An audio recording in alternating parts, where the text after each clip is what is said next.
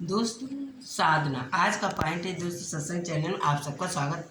बोलो सत्संग महाराज की जय। साधना का पॉइंट है दोस्तों, सदकर, यानी हमारे जो पूर्वज लोग हैं और संत साधु हैं, उनके जीवन को हम देखें कैसे सत्कर और संभल कर परित्याग कर कर अपना जीवन सद संभल कर चलते हैं। तो ऐसे ही प्रभु हमें बताते हैं, किसी को लक्ष्य की प्राप्ति करने के लिए जैसे प्रभु की भक्ति हम करें तो सदकर और संभल कर, यानी अपने मन को शांत कर कर, अपनी वाणी को मिठास में बोलकर हम दूसरों को अपनी कार्य सिद्ध कर सकते हैं।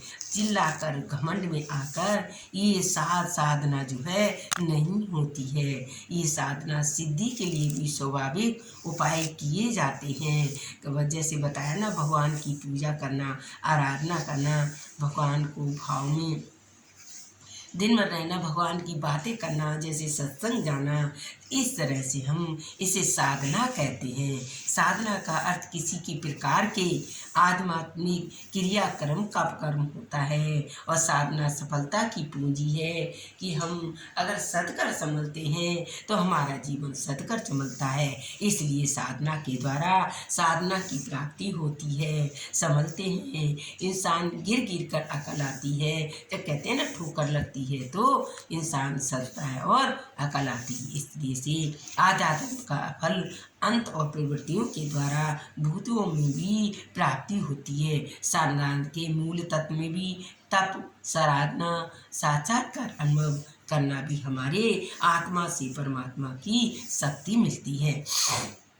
शक्ति और ज्ञान बुद्धि वो है जो हम शक्ति से अपने काम ले, प्रभु के ध्यान में, प्रभु के अंतर्गत शक्ति बढ़ती है और शक्ति के द्वारा साधक यानी परम तत्व पर की प्राप्ति होती है।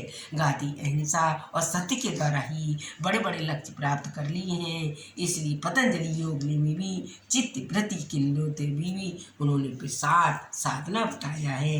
इस स्वाति को भी हम बिना सद्भाव से संभल कर अपने को अपने जीवन के अंतर्गत में ही संभल कर हम चल सकते हैं और हमारा जीवन बड़े बड़े कार्य में, बड़े बड़े दुख को संकट से टाल देते हैं। कहते हैं ना, दशा में हम कुछ भी करें, कुछ भी सोचें, कुछ भी कहें, ये एक तरह की साधना है, संभल कर चलना है। इस साधना को हम सत्कर ही चलेंगे। जैसे हमारा जीवन सुबह प्रणाम करके माता पिता को, भगवान को सबसे पहले करें तो हमारे जीवन को, दिनचर्या को सध जाते हैं, संभल कर चलते हैं। जैसे जीवन में अपनी वाणी से मीठा बोले और अपने चेहरे से मुस्कुराकर दूसरों को मुस्कुराहट आती है।